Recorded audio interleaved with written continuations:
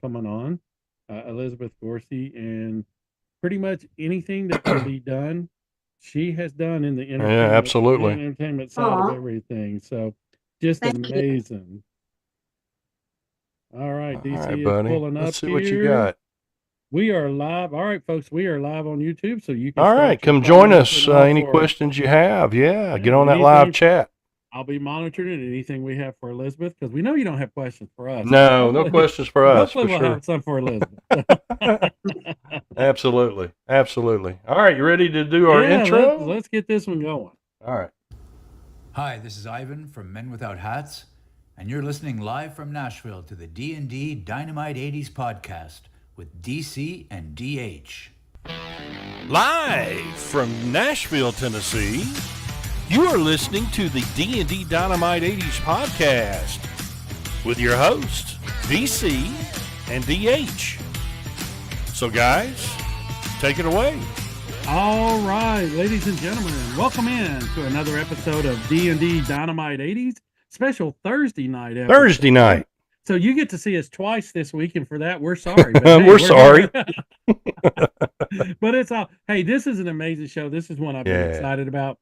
People's been writing in since the announcements started going out, excited about this show. So, Yes. DC, we found out how your week was going last night, and we know nothing's changed. So I'm Nothing's changed, man. We'll get some introductions going and get this one going because I know our listeners are excited and ready to hear from Elizabeth and ready for us to shut up. So yeah, absolutely. Yeah, we are honored to have Elizabeth Gorcey with us tonight. Filmmaker, producer, director, actress, artist, writer, even has her real estate license at one time as well. How about that? Man, you talking about a fascinating career / life. Yes. This lady's had it, and we're going to delve into some of that tonight. And yeah, we're just honored. Elizabeth, how are you? I'm good. Thank you so much. How are you guys doing? Doing wonderful. Doing wonderful. Good, yes. The question that you've been asked a bunch of times, I know, but it's always fascinating to me. What got you started in this, and what age? Wanting to be on the stage. Acting, yeah. I started actually very young in operas. I used to sing in operas like Madame Butterfly and La Boheme. And as a kid, I would take a bus, I think at like 10 years old, and go to where Madame Era Tagnolia was, wherever she lived. And I loved the dress ups. So I started pretty young. You know, I got my real estate license because I wanted to own my own dinner theater. So I thought if I had my real estate license, I could buy my own dinner theater. So I got that at really young age as well. Like, I don't know, like 15 or 16 years old. Wow. Oh my God. That is awesome. One of the things that I find interesting, and I'm going to kind of preface this, not really transfer, you still do both, but the overlap of producing with actually working in front of the camera. Who were some of your influences that kind of led you into that producing path?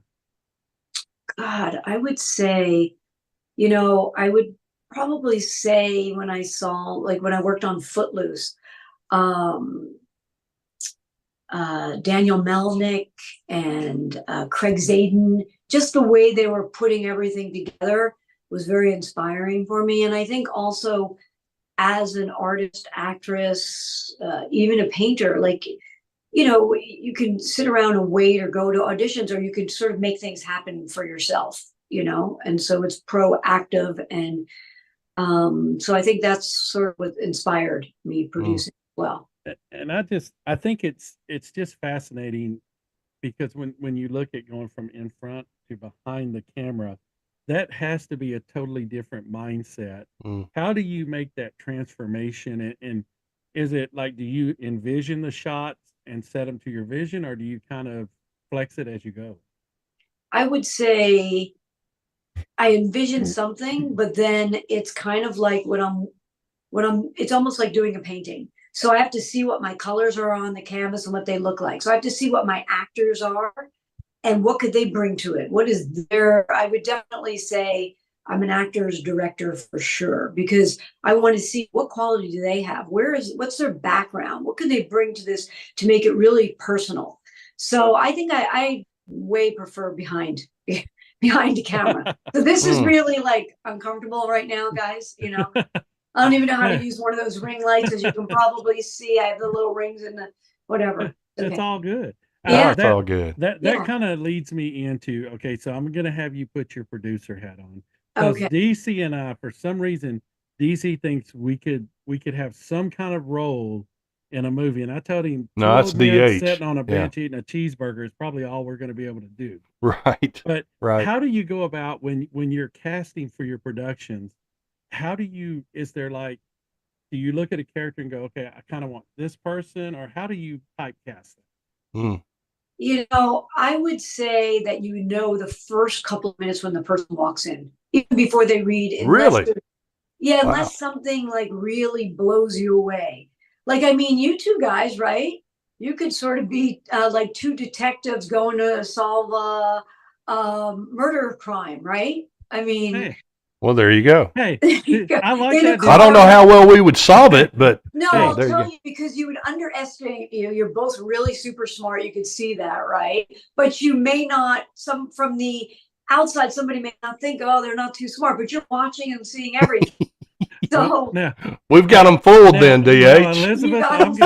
Elizabeth, I'm going to say something. First, I'm going to say thank you very much. I've been called a lot of things, but smart? No, I'm just kidding. No, I think so. I think even your questions you're asking, you know, they're like curious instead of, they're not just commonplace. So those are, you know, intelligent people. You're using your doctorate there, DH. I was going to say, it's kind of funny when people find out I actually have a doctorate. So, do you really? In what? I do, in education. Yes, I have a doctorate in education. Yes, in education. See, so there you go. Like right away, I mean, I can tell the two of you are super bright, but you're probably underestimated all the time, which is good. Right? That's a good thing, so, yes. So yeah, that helps me out. So that's what's interesting to me. That would be your interesting characters, instead of like, oh, let's cast this very intelligent looking guy who, you know, who cares about that? It's boring. I'm bored. I'm already bored. See, DC, we're not bored. And here's the thing. We could be two detectives trying to find the lost cheeseburger. I'm in. That's a movie. Yes. There you go. Yes. There you go. Yes. Who stole the cheeseburger? Exactly. The cheeseburger? Right. It's probably me, but I'm not going to tell anybody. Right. That would be the kicker to the whole story. Yeah, that you stole. Yeah, you stole it. Yeah. Yeah. There you go. There you go. I've got to ask this as well. You were on several of these just amazing movies in the 80s when we were growing up. Yeah. These iconic movies. Must make you feel very special to be a part of that. How do you feel about being able to be in that, you know, those roles like that? I mean, it's super cool, but now we're in, you know, 2024. Sure. Right? Yeah. So like, it's like kind of a little bit of a different life now, but, you know, but it was. But Footloose will never go away. No. Wait, what'd you say? Footloose will never go away. No, so it's cool. It's cool. Yeah. You know what? My daughter told me the other day. She said to me, not the other day, like a month ago. She goes, you know, if you Google your feet, there's a picture of your foot comes up, and I'm like, what? Like, why did you even Google my foot? You know, like, what? She goes, yeah, it's from one of your films. There's the shot of your foot, and I was like, no, show me the shot of my foot. That's so hilarious. I mean, it was great at the time. So much fun. I love the adventures of the different parts I got to play. Yeah. Well, that was filmed in Utah, correct? It was in Provo, Utah. Yes. We had on, when was this, DH? About 2 years ago, I guess. Kim Jensen was on, and I loved the story of where y'all, you know, you're taking on the Chuck's truck. Yeah. Oh yeah. Going down the highway, and she said y'all were trailered. Y'all were like the car was on a trailer.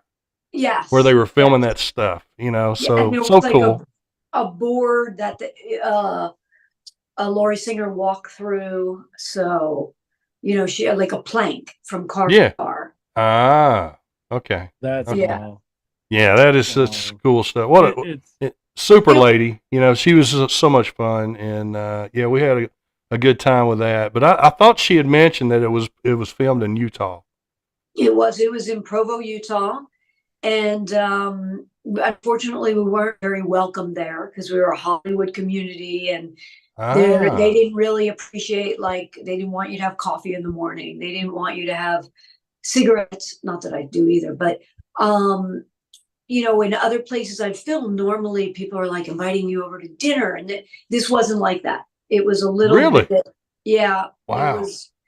It was a little bit rougher place to film than I've ever filmed. That is so interesting. And I'm going to be honest with you, if two boys from Tennessee were in Utah and they didn't bring us, or we didn't have a way to get coffee, it would probably not be a good That day. would not work well. That would not work well. Yeah. Gotta have that caffeine. Gotta have that coffee. That's right. One of the things, Elizabeth, I want to ask, kind of on that Footloose stage and some other things. Let me knock my microphone everywhere here. You can tell my teacher hands were going. Being in the original Footloose and knowing how iconic that was, did you watch the remake and kind of compare things? Because I don't really think there's a comparison. The remake is nowhere near the original to me. But I just wondered, as you being in it, is that something you looked at? I never saw the remake. I never saw the full original. I would go to the openings, and then, I never really sat through the full thing. Wow. I did. Okay. I know. It's like a hard time watching my own self in a movie, but I did go to the play. They flew me out when they did the Broadway play of Footloose. So that was fun. But no idea. I heard about the second Footloose, and I heard it just didn't compare with the first one. And Herbert Ross is a complete he's really a genius type of director. His vision, he's on everything. He brought us up there, I would say, like 3 weeks before, so we can become an ensemble, and he did improvisational stuff with us and filmed us, and it was fun. It was a really fun shoot. And I think for me, that's something that most remakes just do not live up to the original. For me, and I guess that's because that's my time frame and time era that I was in those teen years and everything. But I just kind of keep thinking, are they struggling coming up with original ideas, producing movies? Because everything seems to be a remake or a knockoff that's coming out. I think you're right. I think they're struggling. Yeah. Now, wait, what did you teach in education?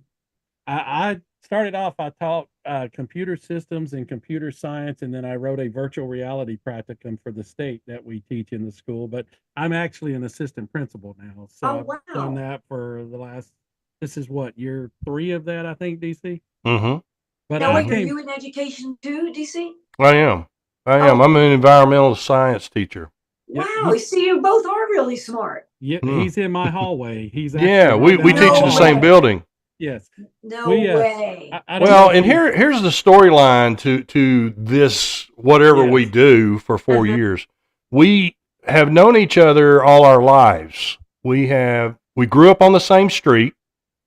We're what, DH? You're 23 days older than me. No, you're 23 days older. See, that's that old man brain not kicking in. Right. And we went to same schools and played the same sports, and I was either at his house or he was at mine, and our parents, are second parents to us, and all that stuff. So that, now we teach in the same school building as well. So. Do you ever get sick of each other? Like, oh God, you again? No, I just shut him off or don't answer the phone or whatever. Yeah, I just lock my office door. He don't let me in. To be honest, we never really see each other in the building because it's true. I mean, he's on the same hallway, and I hardly ever see him.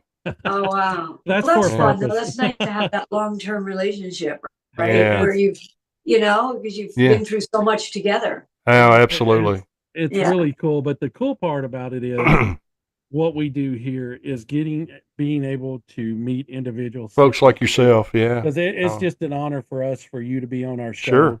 And I mean, I guess for us, it's such an honor, and for you, and I'll say either congratulations or condolences, because you're now a member of the D&D family. Right. So either congratulations or we're sorry, but either way, you're stuck with us. So it's all Yay. No, So we have a blast. Good company. Yes. Yeah. Very much so. Very much so. So go ahead, Go ahead, DH. I was just going to follow up with go ahead. What we were kind of talking about on the producing side. When you get scripts to read, are there like certain things you look for, certain attributes or certain styles of film that you want to make, that you look for script with that certain characteristics in it?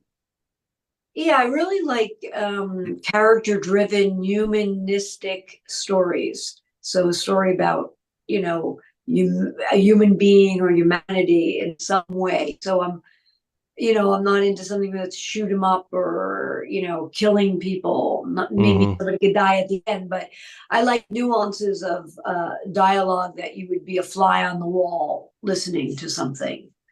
So see, DC, we have a shot with this two old men detectives trying to find a cheeseburger. We got a shot with this. Right. Right. There you go. Now you just have to write it. Right. Oh, yeah. Well, that's what I was going to ask. Do you have somebody could help with that part? Elizabeth, I was trying to remember as I kind of went back through some of these movies and stuff, and with Teen Wolf, were you like one of Styles' buddies? I was. Okay. I was. We were cut out a lot. Myself, I was like a hat girl in one scene, but we were cut out. We were part of that whole little group. Yeah. And then the blonde-headed girl, I don't know how well you were friends with her. The one that was kind of that Michael J. Fox was trying to kind of make time with. So yeah, okay, all right. I thought, I thought you were one. It was a very quick shoot. It was really low budget. It was like, God, I want to say maybe 3 weeks, and we were done. Wow, with the whole movie. The whole movie. It was really fast. Film it was a very fast movie. Maybe it was just my part. I don't even remember because I was also supposed to be doing something else at the time. Oh. It was a fast movie. Well, where was that one filmed? That was filmed in LA. Oh, okay. Some gymnasium. I don't even remember where it was. Okay. Because I think the storyline, DH, I don't know if you remember this, but like in Michael J. Fox's character's house, there in the background is like a Nebraska football helmet, like a Nebraska calendar with a football helmet on it or something. So I didn't know if they were like trying to, say that it was in Nebraska somewhere is where the storyline was, or what, or if somebody was just, I'm a Nebraska fan, so I'm sticking this in the scene. I didn't know how that kind of went down. We're favoring it that it was LA for sure. Well, okay. Interesting. Yeah. Okay. All right. Very interesting. And they did a remake of that too. That's right. Yeah. They sure did. Yeah. They sure did. I didn't see either. Did you? No. I see a little bit of the Footloose, but no, not much. Teen Wolf? Oh, I love Teen Wolf. Yeah. No, I'm sorry. I thought you meant the remake. About the remake. Oh, yours. Most definitely. Yeah, all of them. Not the remake. Grandview, USA. I've seen it. Oh, yeah. All those that you've been in. Elizabeth, one of the things I want to ask it, and I kind of find this interesting, when you were starring in those roles, did you ever feel like this is going to be one of those iconic decade type movies for any of those movies you were in? No, I never even thought of it. Not at all. I mean, originally for Footloose, I was up for the female lead. I went back 5 times. Okay. Yeah, and they screen test. Then it was like 5 times Laura Singer and I don't think the first time was, but then it was, they ended up screen testing us both, and then they offered me a part. I was like, no, I wanted that part, so I don't want to do it. My agent's like, this is Herbert Ross. I'm like, so I don't want it. I didn't know. I just got into town. What did I know? So then my agent's like, you really want to think about this? I go, okay, I think about it. And then I ended up taking the other part of Wendy Jo. Mm-hmm. And then when I got on set, at the time, Herbert Ross's wife immediately, because I had really long hair, and so she cut my hair sort of shaggy, and it was great. I loved working with him, so it was really a great experience. I'm glad I ended up doing it. And man, what a list of performers in that thing too. We have a question in from DJ I'm not going to try to pronounce that last part because I'm not sure. I know I'll butcher it. But anyway, thank you, DJ. they would like to know, Elizabeth, who were some of your favorite actors to work with and why? I love Patrick Swayze in Grand View USA. Mm-hmm. He was just a gentleman. He was kind. He was inclusive. He had really good ethics and morals, and he was fun. I really like Tom Villard. I did a movie called The Trouble with Dick, and both of these people passed away, unfortunately. But Tom was he was just so great. He was so protective of me on the set. Kevin Bacon was really a nice guy and just like, forthcoming, good guy. So I would say those are some of the few I really liked. Awesome. And now, and I'm going to kind of. Oh, Jennifer Jason Leigh. I loved working with her. I mean, we didn't really do scenes together in Grandview, but I just thought she was such a talent. And the first night we arrived, I guess we both arrived at the same time, and we just went, like, we had a long flight, and we just went into this room and put on music and danced. And we were like, okay, good night. See you tomorrow. So awesome. It was fun. And I'm going to kind of piggyback off that question, putting on your producer hat. Is there any particular people that you really kind of stand out to you that you've worked with in that role? I would say Justina Machado, who I don't know if you know her, but she's in a TV show now, and she's done Broadway and movies.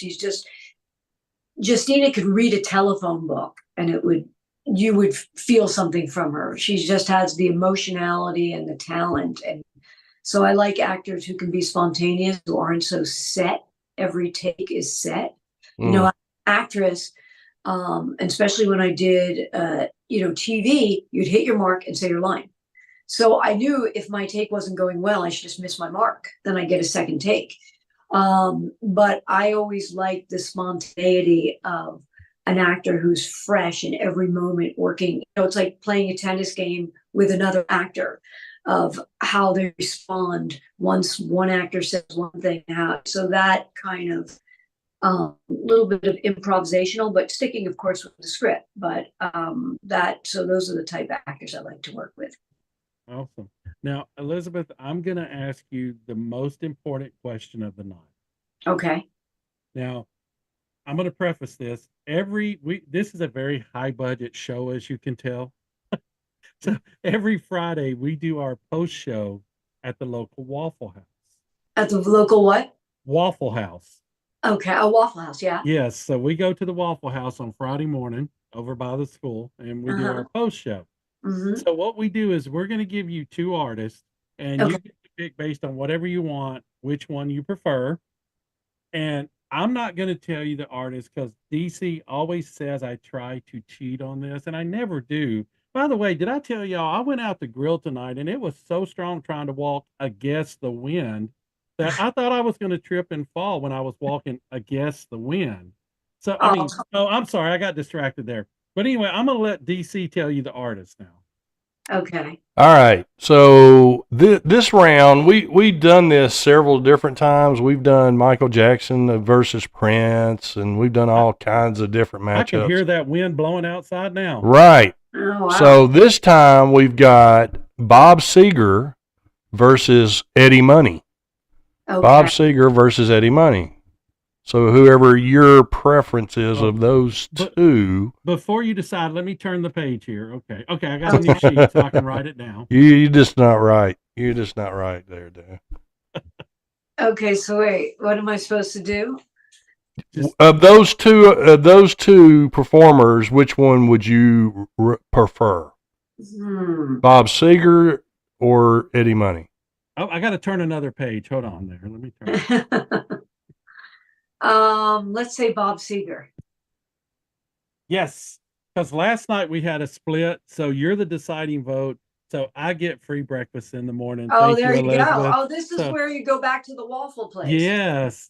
So okay, I will lift up my coffee and salute you in the morning. Oh, geez. Give me the victory. All right. Thank you. Oh, geez.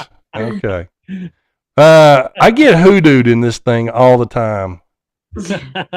And I get to pick. I gave you the choice. Yeah. Wait, but don't you guys have to go teach? I don't understand. Yes, we do it before school starts. We meet over like at 6 a.m. Yeah, like 6 a.m. We're early people. And I always joke around because we used to make fun of the old guys that went to Waffle House. Now we're doing it. Now we are the old guys. We are the old guys. We're moving them out. Yeah. God, the Waffle guys should be, they should be sponsoring you. They should be giving you free breakfast. They should. Yeah. They really should. Yeah, but they've seen that's a good idea, Elizabeth. We're gonna see if they'll be on our sponsorships here. Yeah, just put like a sign behind you, the Waffle guy. We had one of our viewers suggested, because they wanted to hear the post show, they wanted us to do Waffle Talk on Friday night. Yeah, they said that would be another show we could do. Yeah, we struggle with this one enough. So yeah, we don't need another one. That's very true. Very true. Now, Elizabeth, I read somewhere, and DH, this is going to blow your mind. She graduated high school at 16 years old. Wow. Is that right? That is true. Yeah. Wow. True. Yeah, when I was doing some research, I was like, what? Okay. Lot brighter than we are, man. I don't know about that. I just didn't feel any of the value there. So I took a summer English course. I think that's all I needed. Although I told the guidance counselor at the time that I wanted to go into medicine, and she's like, well, you need more schooling. And I was like, oh boy. So anyhow, I got out of there. Yeah. And you are originally from New Jersey or New York? New Jersey? New Jersey. Yeah, New Jersey. Wow. Okay. Yeah. Like I said, I had done a little bit of research and all that. But so now, since we've talked about behind the scenes and in front of the scene, the camera and all that, I want to know about the artistic side of you. Yes. Talk about the art a little bit here. Let's talk about the art. So I started as a painter as a kid, even before, like, I don't know, 6, 7. I had one of my pieces, and I used to do intricate watercolors, and I think it was called the Chinese Teapot, that was displayed in the New Jersey State Museum. And then I would paint, and then I'd stop painting, and then right when the pandemic was ending, I don't know, I got back into painting, and I've been having one show after the other. And I had work at the Tokyo Metropolitan Museum. I was in another show at the Oceanside Museum, and a museum in Mexico, a museum in Brazil. So like a lot of, and I love oil paints, and I paint mostly human beings, but they're more expressionistic paintings. You wouldn't know, like if I'm looking at a picture or of a person, you wouldn't really know that's the thing I'm painting. I use that as an inspiration. Okay. That is just amazing. That is so cool. Not only have you been successful in 1, 2, 3, 4, I mean, we're talking 5, 6, 7 different careers and areas of life. I mean, here we are struggling with one, but it's just amazing, how you've kind of had all of those things that you've achieved in life. So just wow. I'm just impressed. Wow. Yeah, very impressed. Very impressive for sure. Do you do some, I thought I had seen this somewhere too. Do you do the sculpting thing too? I do. I did. I never really formally studied, but I got into this program because I'm dyslexic, so I invert numbers. And when I was going to sort of stop acting, I thought, oh, it would be great. I'm going to go to, there's this program in France where you can go sculpting. And they were like, oh, we're totally booked up. And they said, send us your images anyhow, because I had painted. And I kept calling to see if they had an open spot. And I inverted the number, and I got the lady, Martine Vogel, who's a sculptress, on the phone. And she was like, wait, what's your name again? And I ended up getting in because we had a really nice conversation. And so she just made a spot for me. So I went sculpting in the south of France for 3 months, and it was amazing. It was a really lovely program. Like, you'd be in a farm sculpting, and there'd be cows walking by. Wow. So, yeah, it was really quite. That is awesome stuff. That is awesome. I tried sculpting one time, and after an hour, I had a ball that wasn't quite round, and they finally told me, you got to leave now, sir. You got to go. I'm like, okay, I'm out. When they have to ask you what it's supposed to be and you can't tell them, then that's trouble. I told them, I said, isn't it obvious? It's a baseball. And they're like, not quite, sir. You got to go. Yeah, it's not round enough to be a baseball. Yes, I am not very artistic at all. No. Well, you're a teacher, so you have to have an art of teaching, right, to engage students. Well, yeah. Now that I can do, I can, as my wife calls it, I put on my used car salesman, weatherman persona, and let's go to town and have some fun. So yeah, that's not easy. A group of kids, like how old do you teach? I teach freshmen. High school, yeah. Yeah, it's high school. That's hard. They're already like, oh, I'm over this crap, right? I mean, some. Yes. Yeah. So it's like to engage them, you really have to be, awake and alive and make them like interested. Yeah. Yeah. It's definitely. It is very challenging. Different type of performance to itself. Right. Yeah. Now, So then it is. So that your theory of not being creative. Well, I don't know. Yeah. I like to say that because it's kind of like you said, if people underestimate me, I can always overachieve. So that's kind of what I go for. Yeah. but I could not, in no way could I do what you do or be on that level because you guys, the things you have done and produced, it's just, your talent is amazing. So Thank you. Just in awe. Very sweet. Absolutely. I always like to ask our actors and actresses that we have on, have you ever did a part that is very similar to your personality?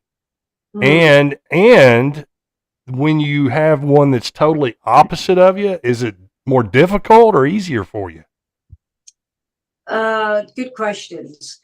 So I would say opposite is more fun, because you really get to stretch, but you still have to find whatever character you're doing, you have to find the core of that character through yourself. So there's all different parts of us. So, I played more opposite than alike parts of me. And I like it because it makes me introduce myself to a new part of myself. So yeah, and I don't think I've ever played something that's kind of like me. I don't think I think I stopped too soon. I had like a 5-year career. That was my thing. Then I went on to other things. Yeah. One of the things, Elizabeth, I want to ask, because to be honest with you, I'm kind of an introverted person until I get to know people, but everybody thinks I'm so outgoing. Do you find actors that are kind of that way, a little more introverted, and then when they get in front of the camera, it's just like the switch? Yeah. Yes, absolutely. I'm one of those too.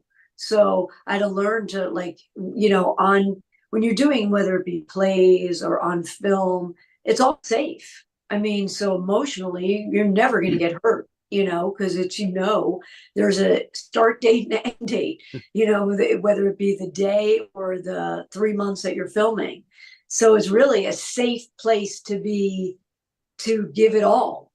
Where in life you do that, and what happens? You get all messed up. Somebody either rejects you or you get hurt, or it's a lot easier when the camera's on, I think.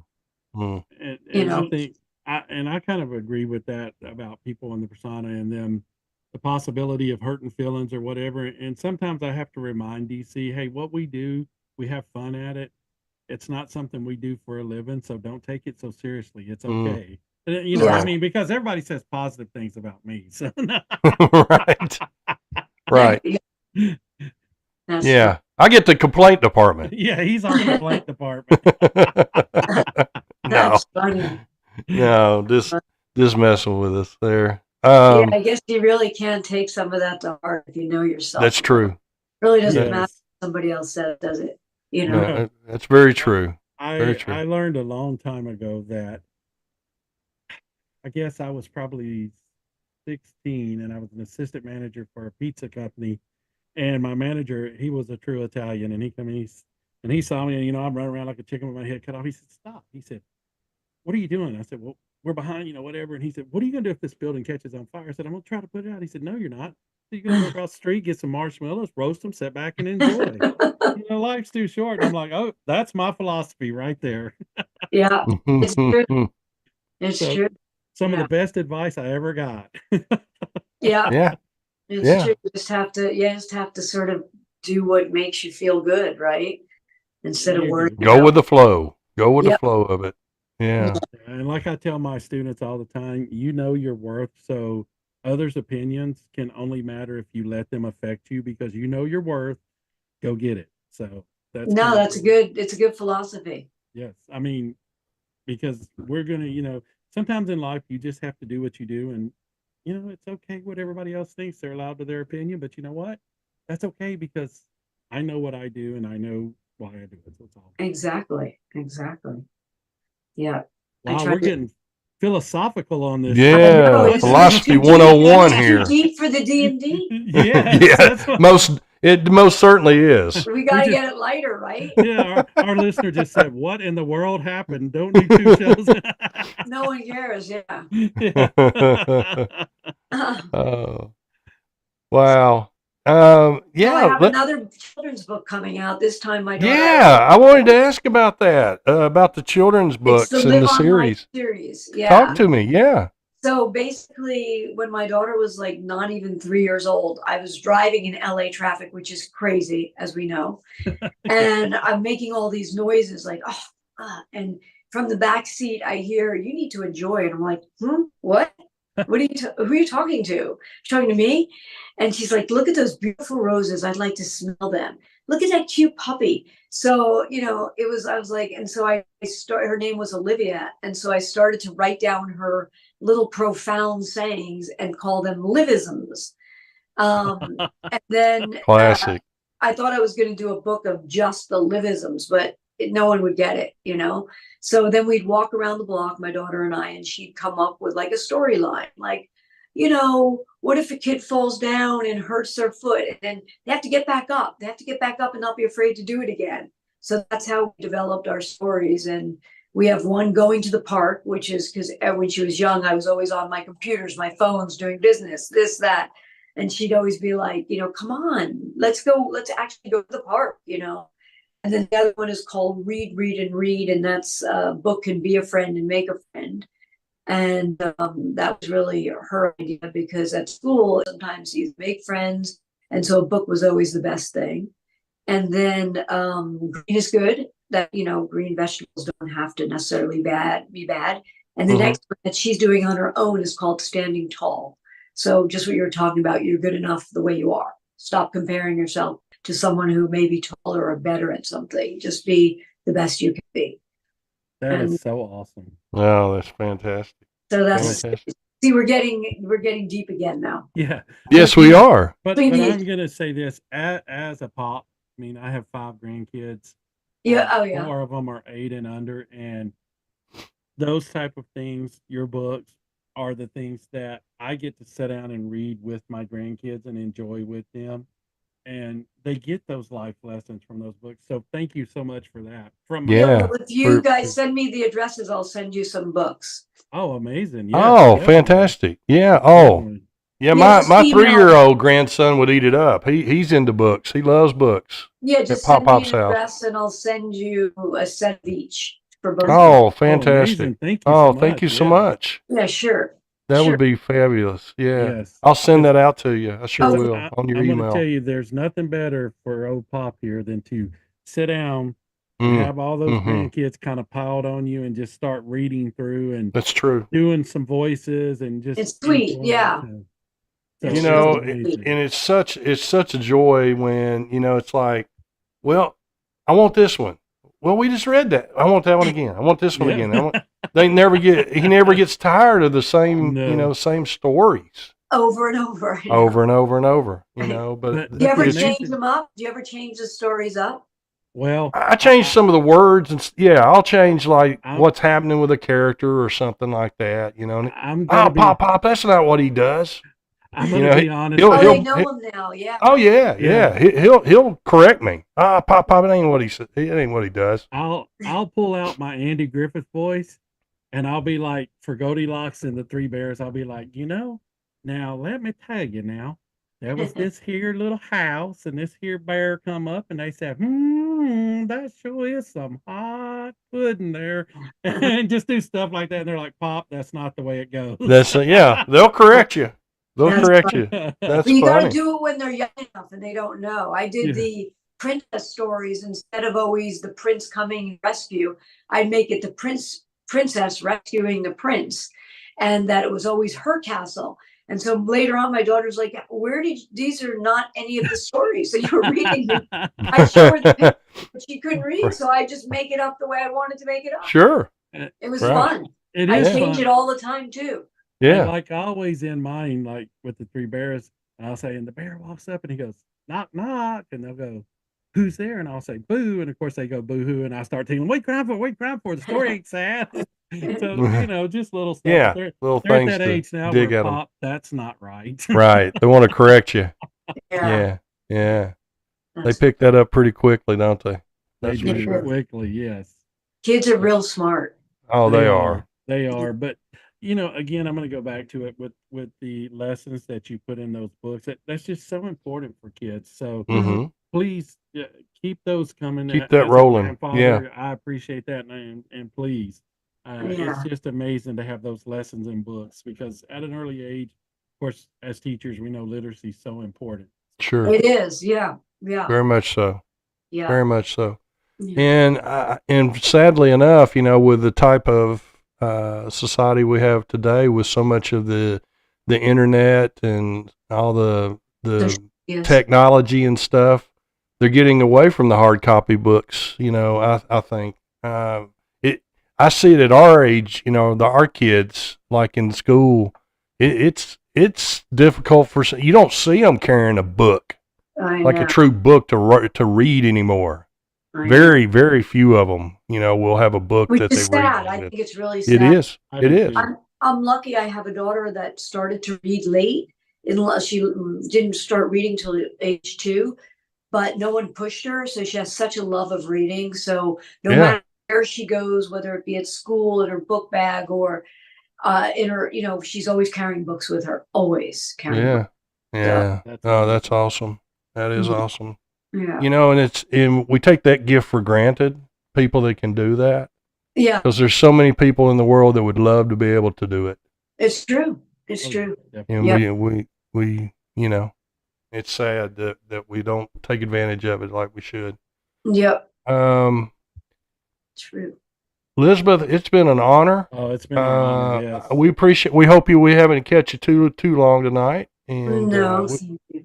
we appreciate it so much. Let everybody know where to follow you, and like checking out your art and all that good stuff, and on your socials and where everybody can find you. Yeah, so Instagram is Elizabeth _Gorcey, GORCEY _art. Okay. And then, so that's Instagram. And then my website is elizabethgorcey.com. Okay. All right. Perfect. Okay. And then send me your address and I'll send you those books. I may do it after Thanksgiving now. So if you don't see it. Fantastic. That'd be We amazing. appreciate Thank that you. so much. Yes, We'll definitely. and the grandkids will look forward to having those for sure. We Yes. appreciate that so much. Can you hang there as we close out the show? Could what? Can you hang tight with us? Absolutely. Okay. All right. DH, take it, buddy. All right, ladies and gentlemen, that's going to do it for another episode of D&D Dynamite 80s. I'd like to thank our amazing guest Elizabeth Gorcey. It's been a true honor and a privilege. It's been our honor to have you on the show. And as I said earlier, either congratulations or condolences. You're now part of the D&D family. Part of the family. So Yeah. we're either giving you congratulations, or I'm going to say you're sorry. But either way, you're stuck with us now. So, but folks, make sure and check out Elizabeth's work and check out the books. And I'm sure they're just an amazing individual. Yep. So you can find us on Anchor, Spotify, Breaker Radio, Radio Republic, YouTube, Twitter, on the Instagram, out on the TikToker, on Facebook, our website, of course, all D&D Dynamite 80s, Google Podcast, D&D Dynamite 80s. Shout out to Nashville Voyager. They did an article on D&D. Also, Canvas Rebel did an article on D&D. We appreciate them Now, folks. for a while, we have been members of the Canyon Star TV family. So we're actually on their platform. So you can actually see us not only on YouTube, but also on their television platform, which is a free platform. that you can download a lot of great family entertainment. Family Entertainment TV Network. So check them out. Check them out. And we do not have to do the special shot tonight because we did it last night. So yes. So anyway, no scarecrow tonight. No scarecrow tonight. Gotcha. Okay. So Elizabeth, you're blessed. You don't have to see that tonight. Right. No Maybe scarecrow I want shot. to see it though. You know? Oh well, okay. If you want to see it, we have an agreement. The way we got on Canyon Star, they felt sorry for us, but a lot of their people do home gardening projects. Yeah, they have a lot of home gardening kind of shows. They have to have a scarecrow to put in those home gardens, and we have to provide the face shot every week for that scarecrow. So I'm gonna do a special one this week now, folks. This one will scare the winter away from your house. It's that bad. So put this out there. The weather will not turn cold. Here it goes. You ready? Yeah, good one. There's your scarecrow. Yeah. Hey, very good. Very good. Outstanding, my friend. So folks, after that, all I can say is the way I normally end off the show. It doesn't cost anything extra to be kind. So be kind to each other always, folks. DC? Amen. Amen, brother. Hey, Monday special show. Since Wednesday we're gonna enjoy Thanksgiving and take some time with the family and all that good stuff. So we'll do a Monday show on November the 25th. That'll be our last date of the month, my friend. It's getting here quickly, isn't it? End of the year. Over. That's hard to believe. Yes, it is. Yes, it is. Hey, do I get my Christmas bonus yet? No, I don't think you're gonna get paid this time. Come on. So we got Mr. Jim Keller. Jim Keller, the musician. He's a fantastic musician who was in the original Tommy Two-Tone band. Yes. Yeah, 86753. Jenny's phone number, 8675309, guys. Jenny, I got your number. Exactly. So Tommy Two-Tone, Jim Keller from Tommy Two-Tone. Yeah. Will be in with us on Monday the 25th. So we're looking forward to that. Yeah, it's going to be a great show. And I get a free breakfast in the morning again, Elizabeth. Thank you. There you go. Well, they got to start sponsoring you, really, Yeah. Hey, there, yeah. All right, let's get our sponsors real quick. All right. DND Dynamite 80s would like to thank their sponsors, Hudson's Flags and More, Tell that guy to Nesting Project of Smyrna, Tennessee, PJG Marketing, Totally Cool 80s, Charlie Bubbles Cares for Kids, Jackie's Creations on Facebook, Riley Rhodes Art Designs at rileyroads.art on Instagram, and the Magic Yarn Project. Yes, you can find all these great folks online. Hey, folks, if you get an opportunity, we are so blessed to be able to partner with a couple of organizations that do amazing work. Magic Yarn Project, all volunteers, and what they do is such amazing work. They hand crochet, knit characters like princes and superheroes and all that, head coverings for children that are battling cancer, and provide those for free. So check them out and give them some support and positive thoughts. All volunteers, so they need your help for sure. And also the Vooch. Paul Carafotis, good Charlie friend of ours. Bubbles Cares for Kids. And what they do with this, Paul started an organization where if you make a donation, they provide books for children that may not be able to afford books. Because like we've said earlier, we know as educators, literacy is so important. Literacy, very important. Age. Yep. So we are so blessed to be able to partner and support those groups. And we ask that, especially coming up on this holiday season, we ask that you go out and kind of help support these organizations as well. And let's show them a little love. Yep. Amen. Amen, brother. All right. For Elizabeth Gorcey, appreciate you again. Hope that we can catch up. All the best to your family. Safe in any travels that you do. Happy holidays. All that great stuff to you. We'll send out that information for you, and look forward to getting those books. That would be awesome. Absolutely. All right. So for DH, Elizabeth Gorcey, I'm DC. DC always leads us out by saying, keep playing those 80s, my friends, and we'll see you next time. See you Monday, folks. Elizabeth, it's been an honor.